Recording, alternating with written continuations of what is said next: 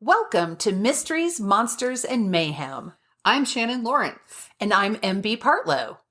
Quick content warning before we get started. This podcast may contain language and disturbing content, so enter at your own risk. A quick apology. There are some sound quality issues with this episode, courtesy of us using Zoom to interview a guest. So we've done our best to pare them down, and we apologize for any inconvenience. Thank you for listening.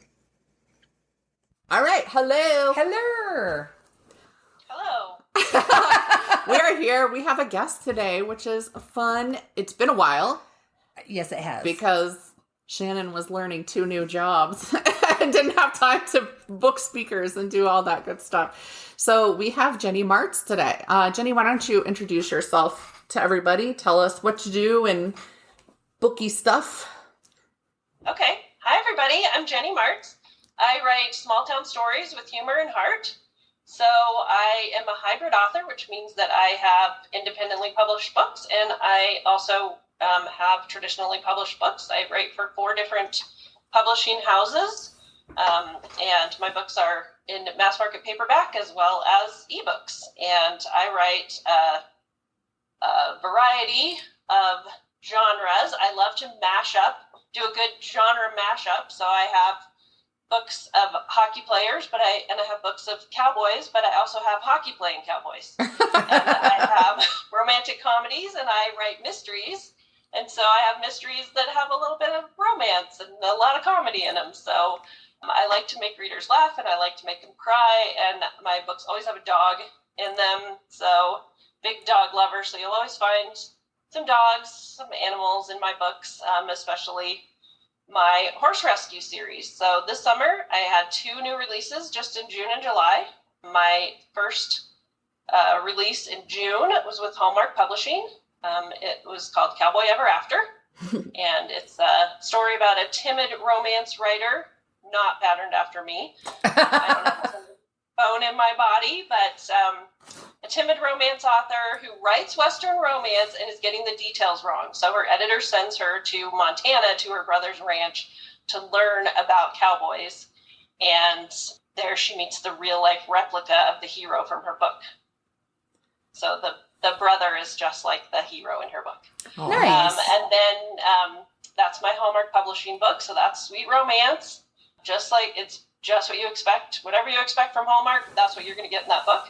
My July release is called Never Enough Cowboy, which there's never enough cowboy. There's never enough cowboy. Yeah, we can all agree on that. It is the 4th book in the Creedence Horse Rescue series, and I know it's like our children, and we're not supposed to say we have a favorite, but I honestly believe that Never Enough Cowboy might be the best book I've ever written. It's definitely the best opening chapter that I've ever written. It's just really fun. It's funny. It's emotional. It's touching. It's a librarian, single mom librarian who's just moved to this small mountain town, and their sheriff's deputy is sweet on her, but he's getting ready to run for sheriff, and she's got a lot of dark secrets in her past. Her baby daddy is in prison, and she's got this great 10-year-old son that's just a smart as a whip kid. And so, the secrets of her past kind of keep them from getting together. But all those cowboy books, you're gonna find a goat in there somewhere. Horses, there's goats. So there's all sorts of 4-legged animals. Yes. What's funny is that I've noticed that a lot of romance writers include dogs in their stories, and then when you read mystery books, cats are very popular as sidekicks in that, and I don't know why that line stands there. Well, I think that because I write cozy mysteries as well, I think that readers, and I think a lot of people think that cats are smarter. Like, dogs are not always super smart. They want to please you. They're big pleasers. I have a golden retriever. He wants to please you for anything, but he's dumb as a box of rocks. He's not the smartest dog. And I think cats are so mysterious already. Yeah, that's true. And I think you believe that a cat could solve a mystery. Whereas a dog, you would just be like, oh, you're the murderer? Let me lick your face. Well, there's a whole series of mysteries where the cat comes up with the clue. It's the Quillerin. The Quillerin books. The Cat Who. Yeah. Lillian Jackson Brown, I think. Yes. Yeah. Mm-hmm. Yep. Yeah. So I remember reading those. I loved those when I was younger. And then I reached a certain age and I was like, I'm actually kind of annoyed by Quillerin. I think I gotta stop reading these. So, yeah. Same. Yeah. I read those when I was younger too. Yeah. Now, I have to ask, have you ever read the Agatha Raisin mysteries? No. But So, I'd like to. I cannot remember the name of the author. Agatha Raisin is the name of the amateur sleuth who's solving these mysteries. And she's retired from her own PR firm in London, and she's moved to the countryside, and she's in her 50s. She's like in her early 50s at the beginning of the series. Cranky, malcontented. So she's very appealing to me. Yeah. I think her name is similar to yours. I think it's like MC Beacon or something. Yes, like that. Beaten with it. Yes. So It's a two-initial name, and I started reading. I just discovered these a little while ago. Fell in love with this character because she's such a crank sometimes. But there's a love relationship that develops, and I am so over it. I don't know if I want to read anymore because I'm like, forget about him. All your friends are saying, forget about him. Move on. He's not for you. you know what? So much of what you're saying leads into my... We're going to come back to this when I get to my mystery in the middle. We're going to get back to what you just said. Nice. Perfect. I guess I'll go ahead and start. Okay, you get started. Okay. All right. So I kind of tied this in with, because we have Jenny as the guest, so I was purposely looking for cowboy things. Also, in general, I'm just a big fan of cowboys. But I grew up with family who were in the rodeo, and my family is a mix of cowboys and Indians, frankly. That's what we are. But the Indians were the cowboys, so that's the really weird part. But yeah. So I have a background in that. I had the cutest little teeny tiny pair of cowboy boots when I was a kid, and they were my favorite boots. When I outgrew them, I was very sad. All right. So this is the Killer Cowboy. His name was actually Claude Dallas. In 1981, a trapper named Claude Dallas shot 2 fish and wildlife officers who had found his tent where the remains of poached animals were kept. The shooting was the least part of a story that would split those who heard of it between viewing him as a filthy poacher and cop killer or a hero to the people fighting back against government overreach. And this really seemed just super applicable to right now, too. A certain group of people. Claude was born in Winchester, Virginia on March 11th, 1950, and that was in the Shenandoah Valley. His dad was a dairy farmer. It sounds very picturesque. But they would eventually move to Ohio. Claude was a fan of the Western genre where he read widely, and he wanted to be a figure like the characters in his books. He had completely romanticized this life. So he learned how to trap and hunt, and after he graduated high school, he hitchhiked west, where he became a ranch hand in southeastern Oregon. On October 15th, 1973, the FBI arrested him based on a warrant issue in September 1970 for draft dodging. Clear across the country, when the draft notices were mailed to his parents' home, he claimed he hadn't even known he'd been drafted. I mean, he'd hitchhiked over there. I don't even think his parents knew where he was. So I actually believe him on this one. Like, how do you get that to somebody who's disappeared and is moving across the country, taking jobs as he moves? You don't. So, true or not, he was taken back to his family and released into their custody. Ultimately, it would be found by the draft board that it could not be proven that he'd known of the draft notices in the first place, and the charges were dropped. In addition, conscription had been announced to be officially ended right before they'd caught him. So they were no longer doing the draft anyway, so it was kind of iffy on whether they were going to waste time prosecuting people for it. This would set off deep anti-government feelings with him, which would only grow as his lifestyle conflicted with the BLM and Fish and Wildlife. It was the winter of 1981, and Claude had found his way to Idaho a couple miles from the Nevada border. He was illegally camping out on BLM land that had been leased to a rancher named Don Carlin, whose cattle were allowed to graze on the land. I have to stop you right here because this is so applicable to our life. Because when Todd and I graduated college, he got a job working for the BLM in Montana, and he had to he worked on the river, on the Upper Missouri River. And Todd's my husband. And he would have to go to these campsites and, refill toilet paper and all that. And there was cows that just were all over the campsite. And his actual first job, this is actually a good place to explain this to you. His first part of his job, there was a whole bunch of dead cows that had, gotten in the ice in the river. And then spring came, got the job in the spring. And they had they were all dead. So they had to go out and try to get the brands so they could go get the ranchers to come get their dead cows. And none of the ranchers, they didn't want to deal with it. So a bunch of men worked for the BLM in this department, and they all came up with the idea that they could string some dynamite around these bloated dead cows. No. And blow them up, and then let all the chunks just go down the river. Oh, no. See, that makes me wonder if they did that before or after. Did you guys ever hear of there was a whale that got beached, a giant whale in Oregon, and I forget which beach it was, but their solution, because they couldn't do anything with it, was to dynamite it. And they blew whale blubber.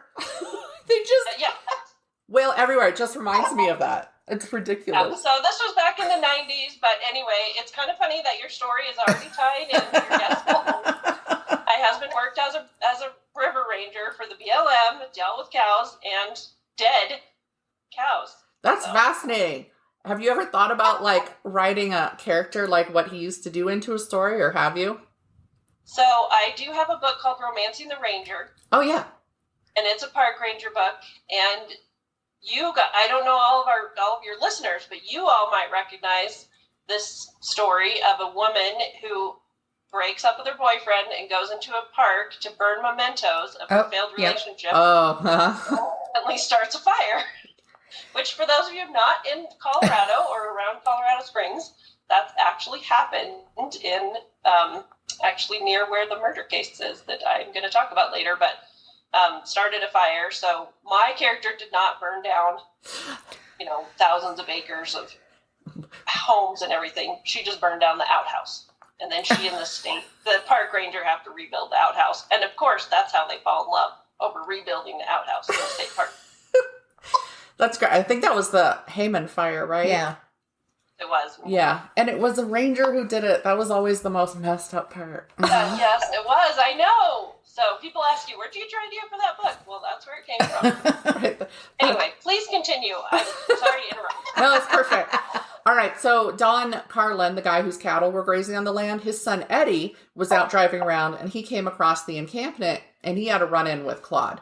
So he told Claude that he was going to call Fish and Wildlife on him for poaching, because he could see from where he was there were bobcat hides, and it was not the season for bobcat hides. So Claude just said, okay, I'll be ready for them. And he made sure Eddie knew that he took care of business with a gun. He considered it his property because he was on it.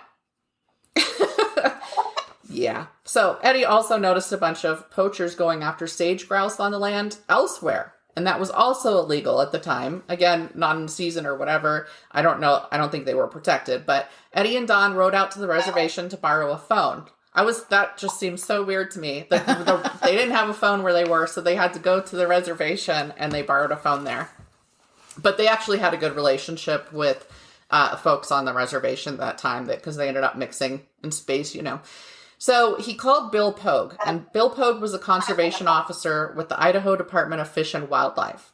The two told them about the other poachers, but kept Claude to themselves because they were afraid of what would happen, so they just decided, we're going to ignore it because this guy sounds dangerous. So Bill Pogue went and he got fellow officer Conley Elms out to the ranch, and they spoke with the Carlin family before heading out onto the property to get an idea where everybody was and all of that, what was going on. And Eddie's wife didn't know that they'd omitted the information about Claude Dallas. And so she mentions him because, of course, the cops aren't saying anything about him. So she brings him up, and then Eddie stressed to the two officers he didn't trust Claude and that he was armed and dangerous. So they had warned him. And I went on these message boards, these Mountain Man message boards. It was fascinating. And some of them were saying that Bill Pogue and Claude Dallas knew each other. This didn't come up in my research, but it was talked about a lot on these message boards. They had a background. So. Interesting. Yes. And I saw in comments, again, so this wasn't something I confirmed elsewhere, but that Bill Pogue he'd been a regular cop beforehand and had been pretty high ranked. So, and then he'd gone into Fish and Wildlife. So Pogue and Elms, they went and they addressed the sage grouse poachers. No big deal, you know. It was fine. It was normal day-to-day stuff for them, really. And they worked their way over to where Claude was camping. So they found his tent, and in there was evidence of poaching. It was all over the place. I mean, you treat these things outside of the tent and stuff like that to make pelts, right? So they could see, yep, he's doing it. We've got bobcat skins. It's not the right season. So Bill Pogue confronted Claude about the skins. Claude first claimed he had caught them on the Nevada side of the border.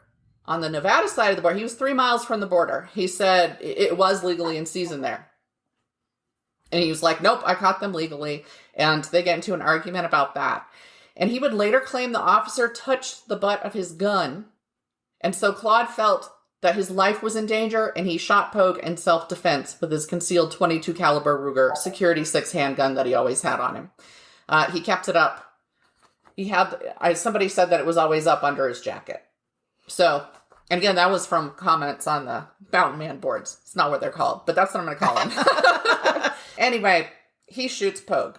Whether there was an actual threat or not, who knows? I highly doubt he was going to get shot for having bobcat skins. So, but if we're standing off against each other, him putting his hand on the butt of his gun wouldn't be unusual for an officer who needed to be ready to get his weapon if it went south. But somebody was faster. It was like high noon, right? And unfortunately, he didn't win.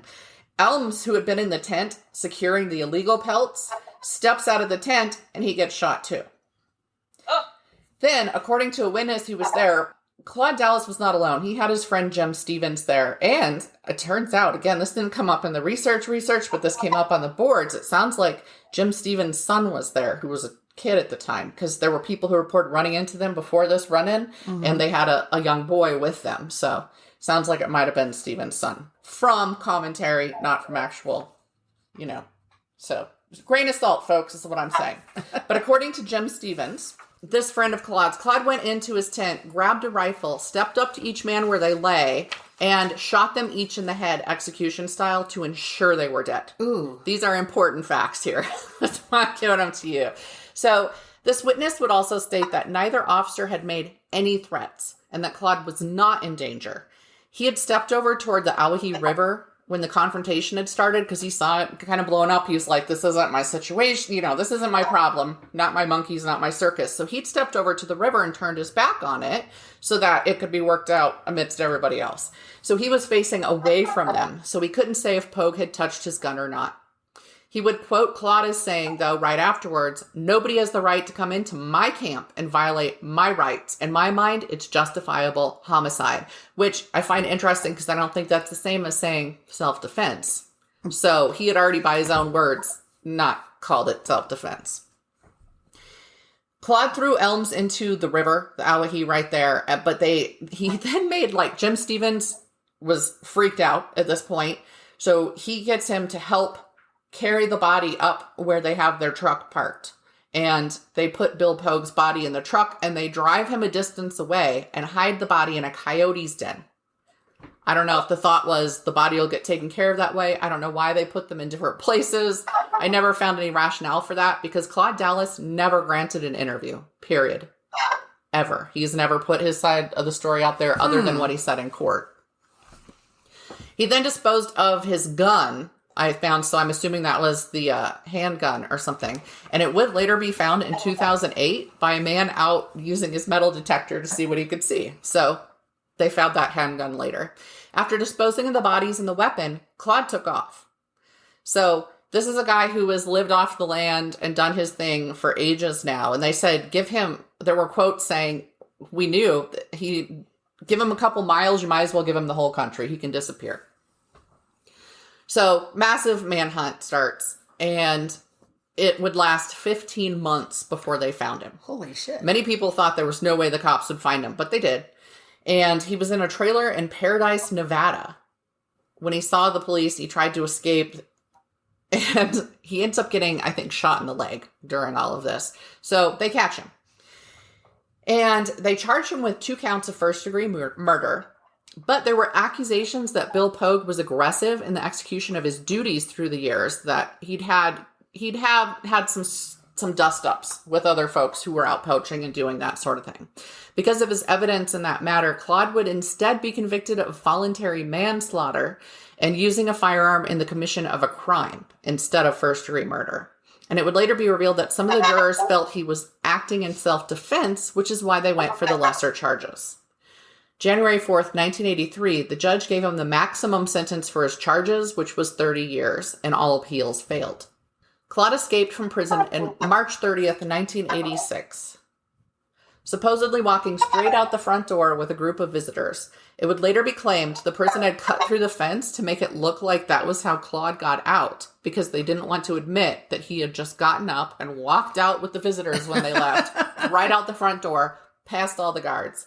So that was interesting. Again, that was kind of on like the back websites and stuff like that, rather than, say, the Wikipedia or something that was presenting just the facts. It would be almost exactly a year later, March 8th, 1987, that he was captured in Riverside, California, outside a 7-Eleven.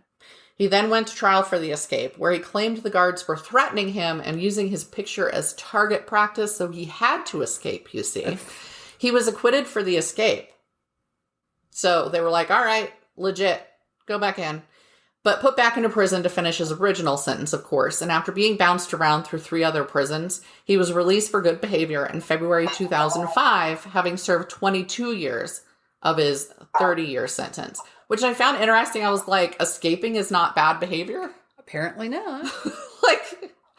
Okay.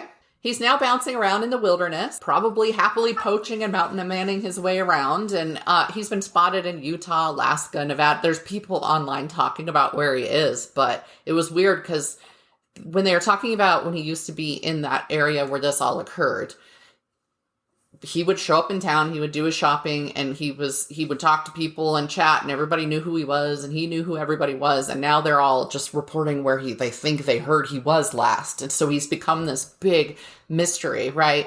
To many, he's a folk hero for standing up to the man. And I will say that I read a lot of comments on various posts about Dallas and Pogue. Both men were well regarded in their own way. Pogue was seen as a quiet and good-hearted man and a dedicated officer. His daughter actually found her blog, and she blogs about her childhood and her life, and she has a bunch of posts about her dad and some of the stuff, like their life with him being this officer for Fish and Wildlife and places they went and stuff like that. And her dad also does a bunch of cowboy artwork. It was really good. Did a bunch of cowboy artwork, and she had samples of that on there, and he'd make an annual Christmas card with art. And wow. He did all these things, and I'll put a couple of those up on our Instagram. But yeah, an interesting guy. Her blog was pretty cool, just because it's an unusual lifestyle, right? Mm-hmm. Being a kid in that setup.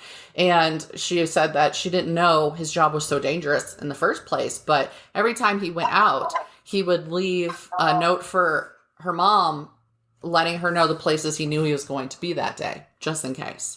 So, because if you're out there, that's considered very rugged wilderness. There's nobody out there except for these ranchers and these mountain men and traders and hunters and stuff like that. So I don't think people realize how kind of isolated it is and why somebody like him could live out there for ages and nobody know where he is.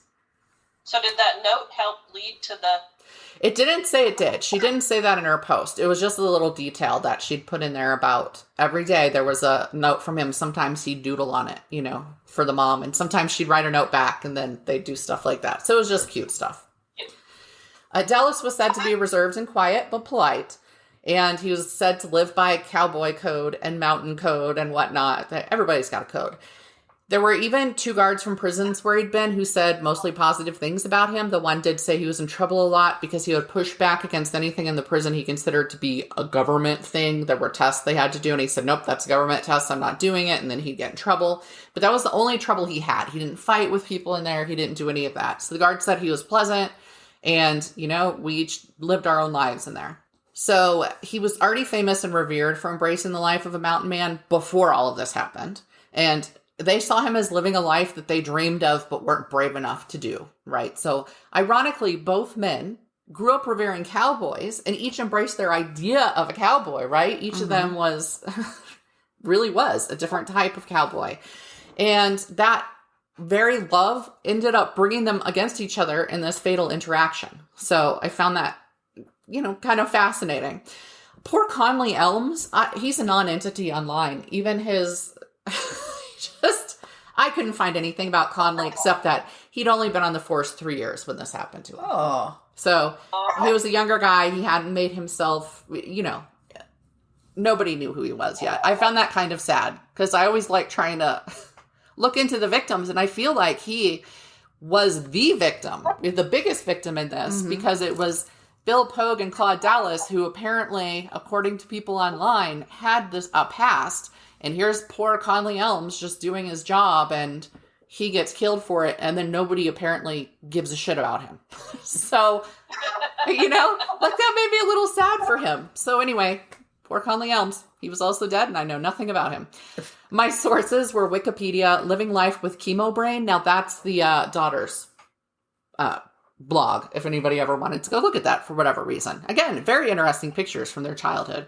Frontier Partisans, the Spokesman Review, and the Officer Down Memorial page, which is the absolute only place I found anything about Conley Elms. So I did find a tiny little picture of him, and that's all we've got. And that's the story of the Killer Cowboy. Wow. So he was a killer cowboy and also a cowboy killer. Yes.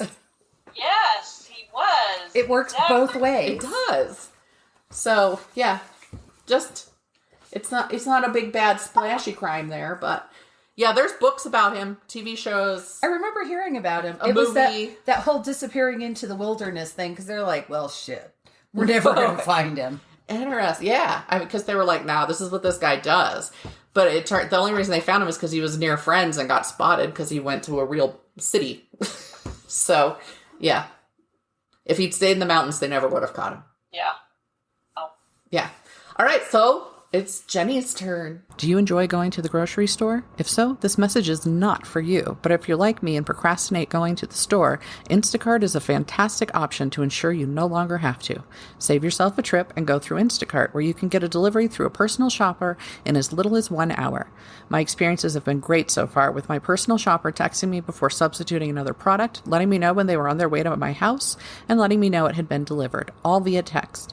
If you click on our affiliate link in the show notes or on our website, you get free delivery on your first order over $35, and you help out our show at the same time. It's the perfect time to give it a try.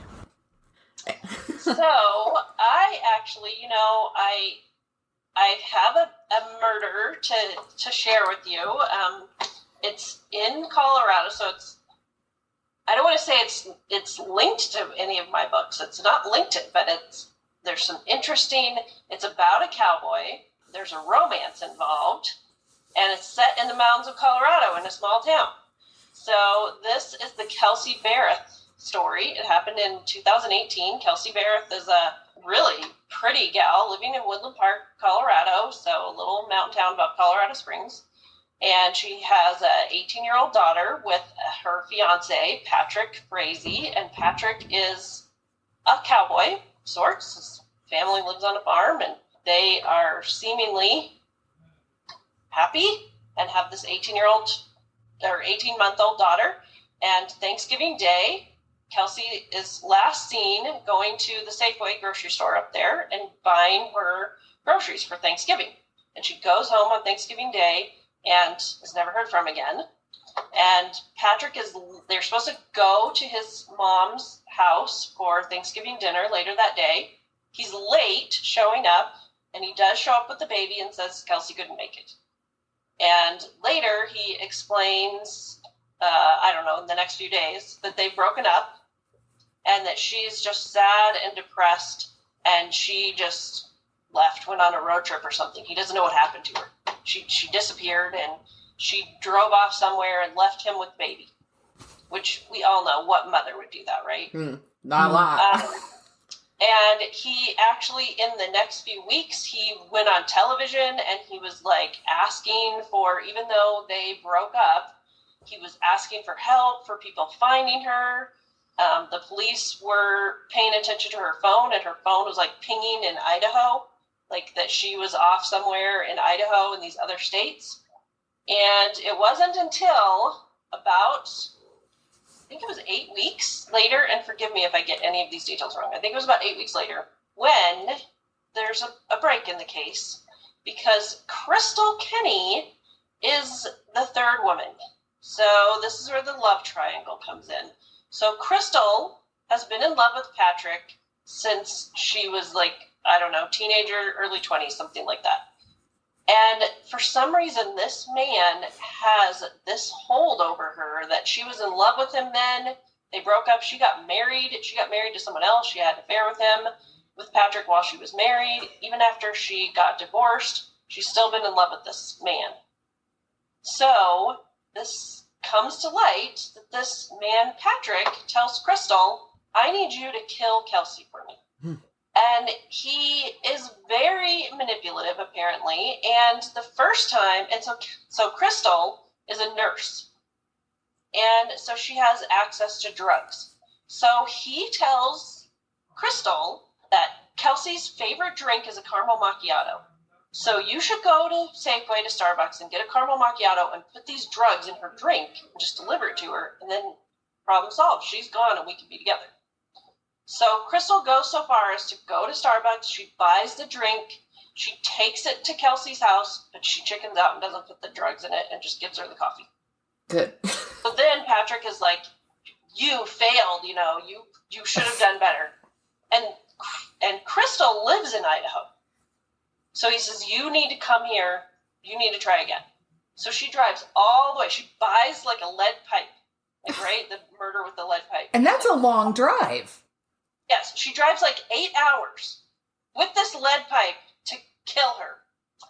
And again, she chickens out at the last minute. So I don't know how long is in between. Then he says one more time, we're only going to be together if you kill her. You've got to kill her. So she has a baseball bat and she goes to her house to kill her. Again, chickens out. So then on Thanksgiving Day, she gets a call from Patrick, Crystal does, and he says, I need you to go to my house and clean it up. There's a big mess at my house on Thanksgiving Day, and I need you to go clean up this mess. So Crystal drives from Idaho. This woman is just, how could she have been so in love with this man? She drives from Idaho to Woodland Park to Colorado. She opens up the door. She knows immediately there is something horribly wrong. There's blood all over the house. All over the house. And big pool of blood in the kitchen, just all over the walls. I don't know that it was in the kitchen, on the floor.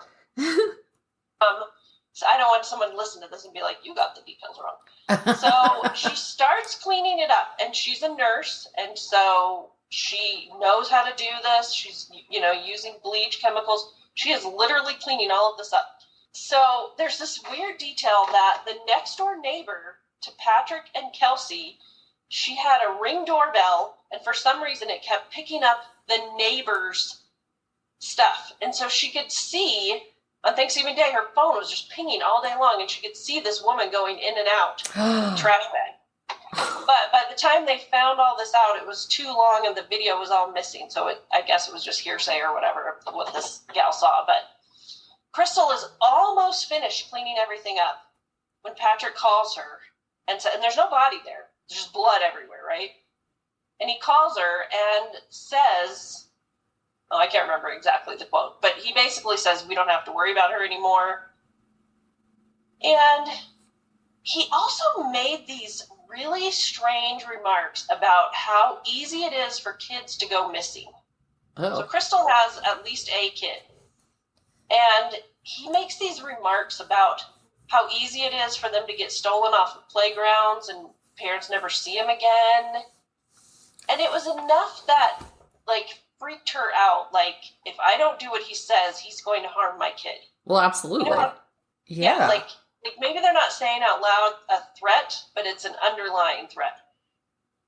And he says something else in that call, or maybe it was his tone, that made her think, if he killed Kelsey, he could kill me. And so, in just that one moment of clarity, she left some blood. So instead of cleaning up everything, she left some drops of blood at the scene on the fireplace. And there was some blood on the basin of the toilet, on the bottom of the basin of the toilet. So in this one moment of clarity, she left some DNA evidence behind just to protect herself if she ever had to. Smart cookie. Essentially, what happened is I don't know what you call it, state's attorney or whatever, the prosecutor, whoever was the investigator, they did a deal with Crystal, and that's how they know all of the details of the case. And Crystal told them everything. She blabbed everything so she could get out of jail earlier.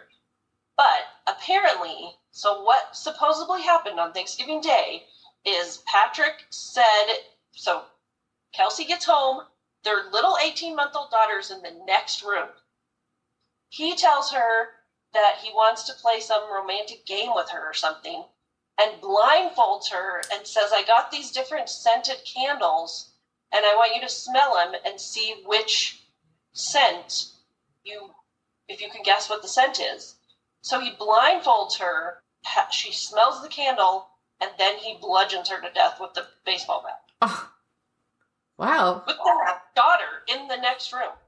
Oh my God. Then he puts the fiance's, Kelsey's body in this tote, this mechanical tote, Rubbermaid tote thing, takes it out to his farm and burns it with his mother there. Oh. His mother is there with him as he burns her body.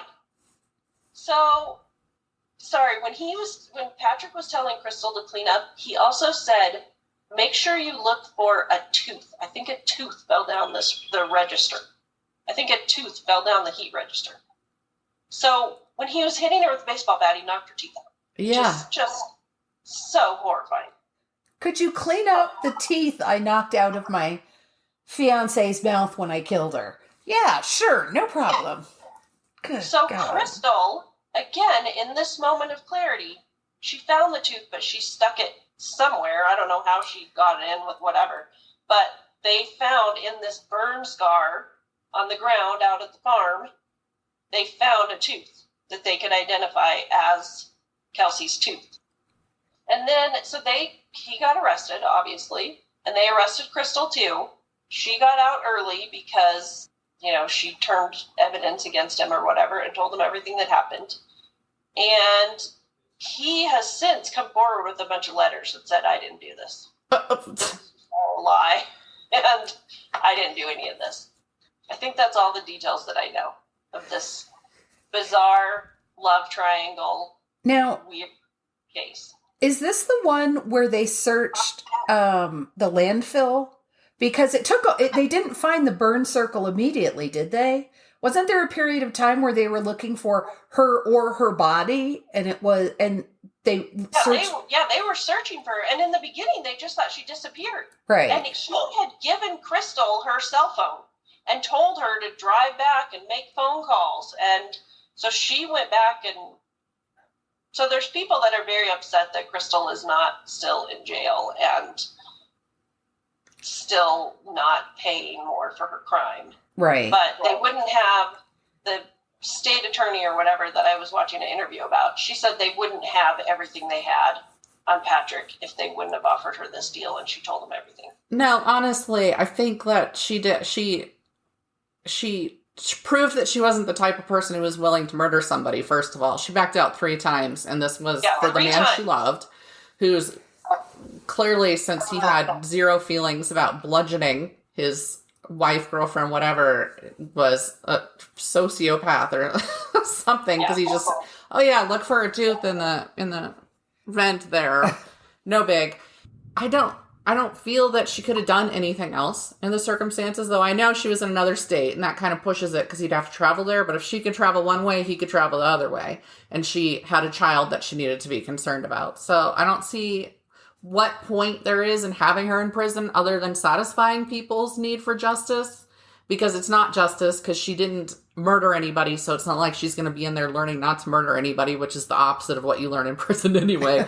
But and if she would have called the day that he told her to clean up, they would have saved hours and hours of manpower and... Right. If she called him when all that evidence was there, since he was over at Mom's house, then... And I think it took 8 weeks before she finally came forward, or before they found the blood, or before they got the hint or had the break in the case. Okay. So it was 8 weeks of everybody thinking that she just disappeared, that Patrick was this great, poor, sad, grieving fiance. Gross. Yeah. Ugh. Yeah, that's a lot. So I'm definitely not saying she didn't do anything wrong. Just kind of pointless to be in prison for what she did wrong. I think she knows it's bad, probably. Yes, she knows. And I think she probably will be living with a lot of guilt for a really long time. I hope she's in therapy. Yeah. And Kelsey was just this, I mean, you see pictures of her, she was beautiful. She worked for the military somehow. She taught pilots how to fly or something. Oh. She had a ton going for her. So how she fell for this creepy guy too, And but bred with him. He was great. Like, she went shopping for Thanksgiving. She thought she was having Thanksgiving that day at her new in-laws' house.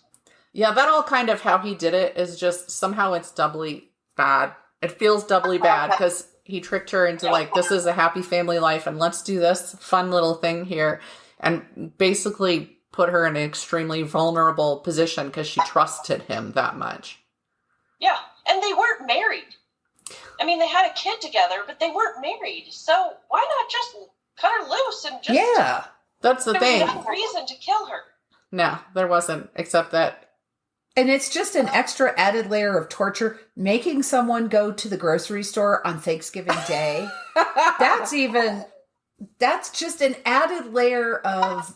Torture. Yes, torture. What a terrible thing to do to somebody. Because he didn't have to do any of that. Yeah. Yeah. Ugh. Yuck. All right. There you go.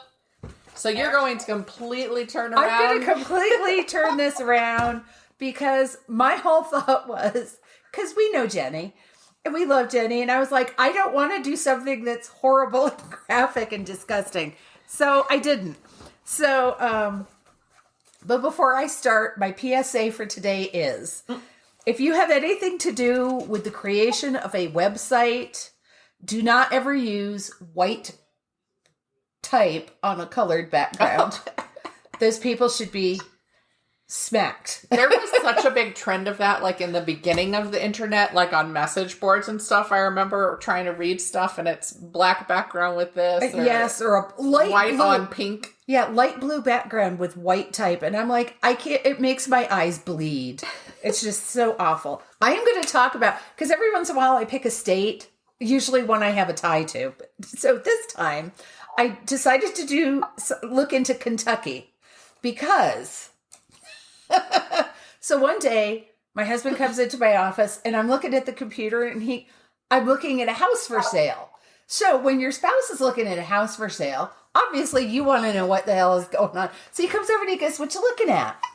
And I said, "Well, Patrick, our friend Patrick, is thinking about moving to Paducah and this is one of the houses he's looking at." So I'm flipping through the pictures and just this is a really nice house. And then he sees the price of the house and he goes, "Oh my God, we could buy 2 houses in Paducah. Sell this house and buy 2. So then a few days later, I hear him on a work call and I hear him say something about my wife, MB. You wouldn't believe what she did. Now, and you have to understand, Joe's not a shit talker. No. So I'm not, but my ears perk up. I turn my music down. I'm like, what is going on? What did I do? His office is in the next room. And I hear him going, "She was looking at a house for sale in Paducah." And and it was so inexpensive. And it was such a nice house. So I told our friend Patrick, "You better hurry up or I might be living in Paducah before you are." So that's why I went to Kentucky. So the first story is actually set in Marion, Kentucky, which is less than 60 miles from Paducah. It's in the western side. And frankly, I just think Paducah is fun to say. Clearly. Yes. Because I've said it 18 times. So Marion's a fairly, it's not very big. It's just over 3,000 people. In the early 1900s, a 6-year-old girl named Mary Evelyn Ford and her mother lived just outside Marion and were accused by their neighbors of being witches. Now, there was a husband in the picture, and there were other siblings, but it was just her and her mother who were accused. So, because they didn't want to let a little thing like due process of the law stop them, they decided that the prudent thing to do was to burn them. So they went and dragged them out of their home and basically burned them at the stake. There was supposed to be some connection to Salem, which there always is supposed to be. Nobody's exactly sure what happened to the mother, but Mary was buried north of Marion in Pilot's Knob Cemetery. So it was really funny because everything I read kept saying that the people of Marion didn't want to talk about that. Usually when there's a ghost or a cryptid, everybody wants to talk about it, and nobody wants to talk about this. And I'm like, could it be because their ancestors burned 2 people to death? No, that couldn't be it. No. But they didn't want Mary's spirit to return to seek revenge. So they buried her remains in a lead-lined coffin, which was in turn covered with concrete and gravel. So I could swear I read a book by Clay McLeod Chapman that must have been inspired by this. Possibly. Death. And then the girl comes, in his story, the girl is coming back. They're hanging out at the cemetery and they're fine. Yeah. Yep. So, interesting. So, I had never heard, I was like, why would was a lead-lined coffin a thing? Because I was like, are we worried about radiation poisoning? That's where my mind goes. That's what the radiation, the X-ray tech wears. You have the lead bib or the lead apron. Yep. So it turns out that lead is very easy to seal airtight. Oh. I did not know. It's very, very heavy, but it's very soft and malleable. So you can basically blend the seam so it is airtight. And nobody can see this. I'm making all kinds of hand gestures that are oh so illustrative. And it's actually a very old practice. But there's no reference anywhere to using lead for spiritual reasons, to keep spirits from walking or whatever. Initially, it was used because before bodies were embalmed, they either had to be buried very quickly or well sealed. So they suspect that was the reason why lead was used. Eventually, as an extra precaution, around her grave is an iron fence, which I will post photos of. And it's designed out of interlocking crosses. So anybody who's watched Supernatural knows iron is supposed to repel or contain or injure all kinds of otherworldly creatures. So this is supposed to keep her in. Visitors to the cemetery have reported seeing apparitions of a young blonde girl pacing inside this little fence of crosses, wearing a singed white nightgown. People have reported seeing small child-sized footprints, and some of the fence spikes appear to be bent outward as if something was trying to escape.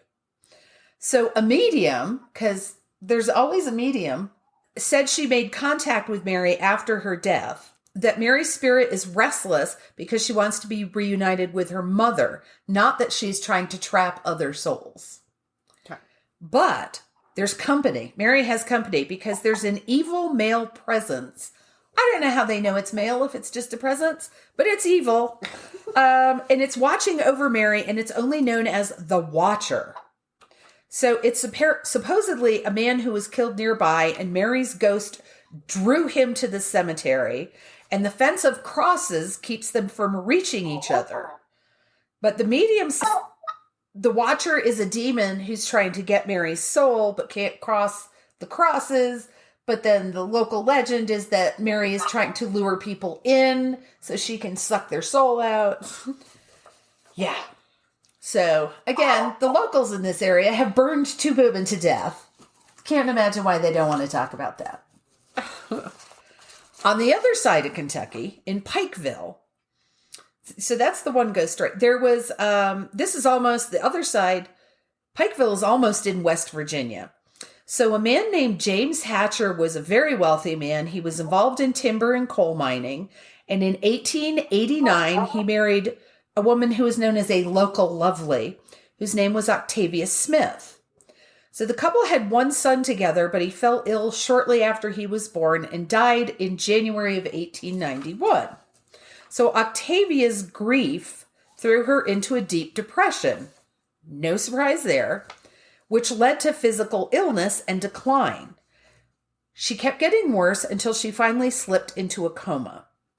So on May 2nd, 1891, she was declared dead. James was devastated, had the funeral, had her buried. Not long after the funeral. And I'm like, James, get your head out of your butt. He realizes... I'm opinionated.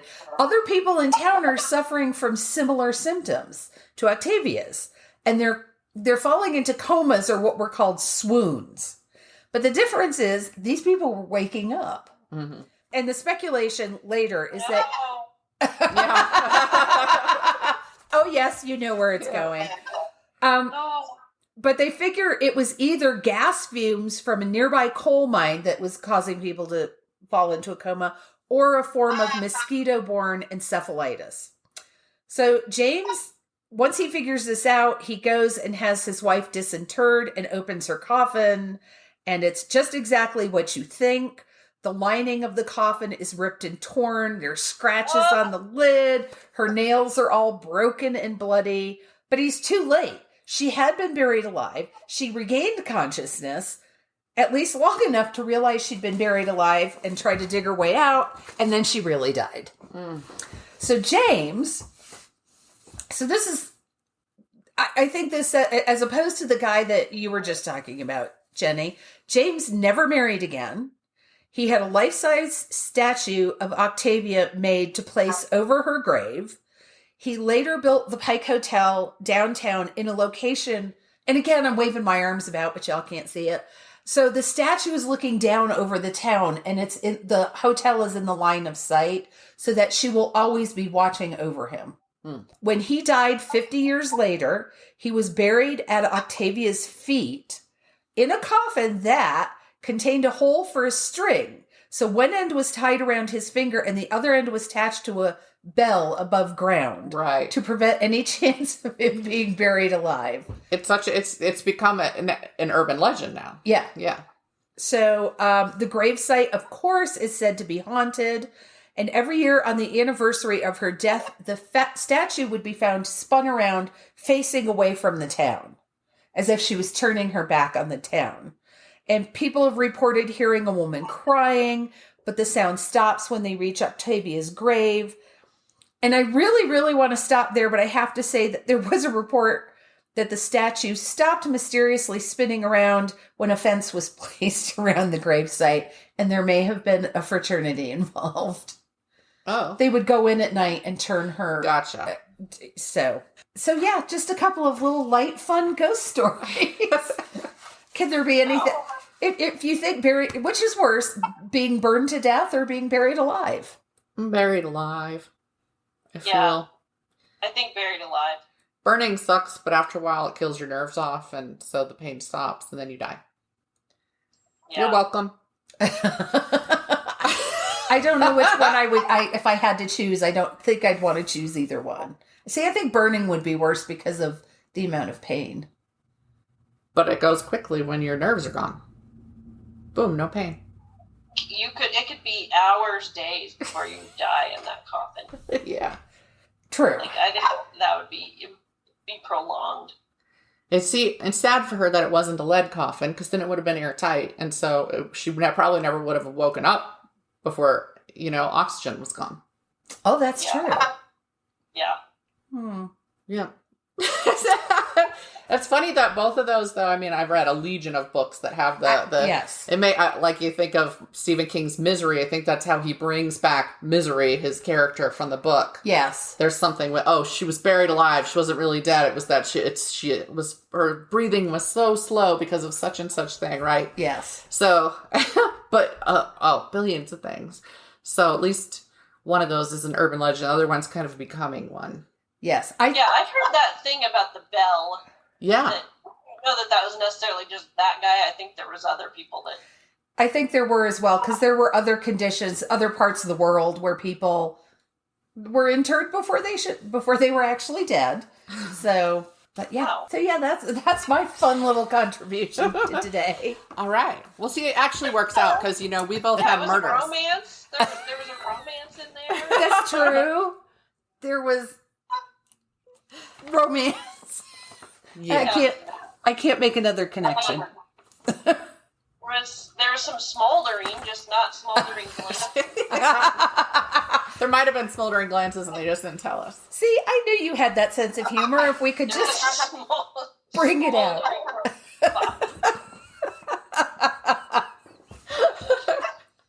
Yeah. All right. So thank you so much for coming on and talking with us. I know you had a busy day before you even got here. But we appreciate it, and we'll have Jennie's information up on our social media and our website, so check that out. She is a prolific writer, just say. And she writes good books. Yes. So, and even highly me, recommend. I know people know I am not a big romance reader, but I read the entire Page Turners, or I think that's what it was called, that series. So, yeah, I quite enjoyed it. Like, I even posted reviews on at least some of them. I wasn't as good about it then, but yeah. So, check it out. And thank you again for listening. Bye. Bye-bye. bye. Thank you for listening to Mysteries, Monsters, and Mayhem. Find us on Facebook and Instagram or at our website, mysteriesmonstersmayhem.com. Please like, rate, and review, follow, and share wherever your favorite podcasts are downloaded. Thank you for listening and supporting our podcast. We'll be back next week with more shenanigans.